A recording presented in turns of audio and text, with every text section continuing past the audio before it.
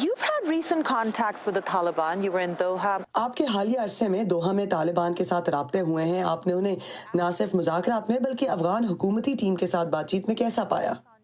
On the atmospherics, which is the easiest. دونوں ٹیموں یعنی اسلامی جمہوریہ افغانستان کی ٹیم اور طالبان کے درمیان ماحول اچھا ہے. وہ ایک دوسرے کا احترام کرتے ہیں اور بعض اوقات ایک دوسرے کے ساتھ کھانا بھی کھاتے ہیں اور ذاتی تعلق بھی اچھا ہے. میں نے ٹیم کی خواتین سے ملاقات کی اور انہوں نے بھی اس کی تصدیق کی. لیکن طالبان اپنے موقف پر قدرے سخت ہیں جو دوحہ میں ضابطہ اخلاق پر ہونے والے مذاکرات میں موجودہ تعطل کا سبب ہے. I've heard that the Taliban. میں نے سنا ہے کہ طالبان اپنے آپ کو فاتح سمجھ رہے ہیں. کیا آپ کو ایسا لگا؟ Well, the Taliban. یہ ٹھیک ہے کہ طالبان کو یقین ہے کہ وہ ایک مضبوط پوزیشن میں ہیں. میں نہیں جانتا کہ کیا وہ واقعی خود کو فاتح سمجھ رہے ہیں، لیکن میرے خیال سے اہم بات یہ ہے کہ وہ نیک نیتی سے بات چیت کر رہے ہیں. جو کچھ بات چیت کی میز کے علاوہ ہو رہا ہے وہ تشویشناک ہے. میں تشدد میں اضافے کا حوالہ دے رہا ہوں. ہم نے تشدد کی جو سطح دیکھی ہے وہ سراسر ناقابل قبول ہے. اس کے پیچھے بڑے پیمانے پر طالبان کا ہاتھ ہے اور اس میں کمی لانی پڑے گی کیونکہ یہ پرامن بات چیت اور خود امریکہ طالبان معاہدے سے مطابقت نہیں رکھتی.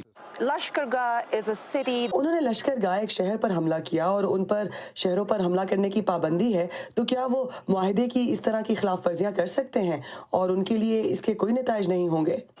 I think there will be consequences. میرے خیال میں اس کے نتائج برآمد ہوں گے، لیکن آپ جانتے ہیں کہ یہ ایک نازک معاملہ ہے اور اس سے پہلے آپ کسی چیز کو خلاف ورزی کہیں ثبوت پیش کرنا لازم ہے اور آثار اچھے نہیں، لیکن فیصلہ سنانے سے پہلے آپ کے پاس ثبوت ہونا ضروری ہے اور یہی اس وقت ریزولوٹ سپورٹ اور امریکہ جمع کر رہا ہے.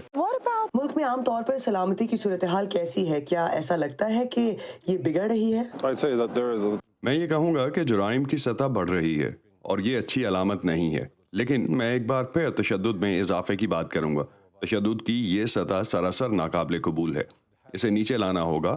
آئے دن گھریلو ساختہ بموں یا دوسرے حملوں میں افغان شہری ہلاک ہو رہے ہیں. تشدد کا نتیجہ تشدد ہی ہے. تشدد کی یہ سطح پچھلے 10 سالوں میں نہیں دیکھی گئی ہے. You've seen President Trump's. آپ نے صدر ٹرمپ کا ٹویٹ دیکھا ہے. اگر امریکی فوجیں اپنی 14 ماہ کی ٹائم لائن سے پہلے ہی نکل جاتی ہیں تو نیٹو کا کیا رد عمل ہوگا؟ Well, I would refer back. میں اس معاملے پر سیکرٹری جنرل کے بیان کا حوالہ دوں گا. انہوں نے ہم سب کو یاد دلایا کہ یہ اتحادیوں کے فیصلے ہیں جن کے تحت ہم یہاں مل کر آئے تھے.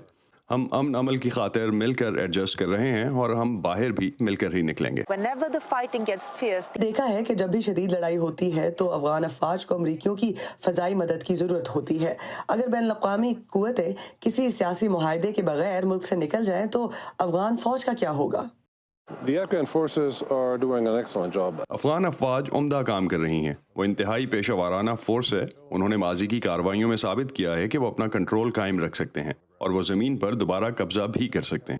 طالبان کبھی بھی اپنا کوئی قبضہ برقرار نہیں رکھ سکے، چاہے وہ کوئی ایک علاقہ ہو یا سینٹر. تو یہ محض اتفاق نہیں ہے. اس کی وجہ یہ ہے کہ RDSF یا افغان سیکیورٹی فورسز جن کو RS نے تربیت دی ہے، مشورہ اور مدد کی ہے اور فنڈز بھی مہیا کیے جا رہے ہیں، تو وہ ترقی کر کے پیشہ ورانہ سطح پر پہنچ چکے ہیں اور ہمیں یقین ہے کہ وہ اس پر قائم رہیں گے.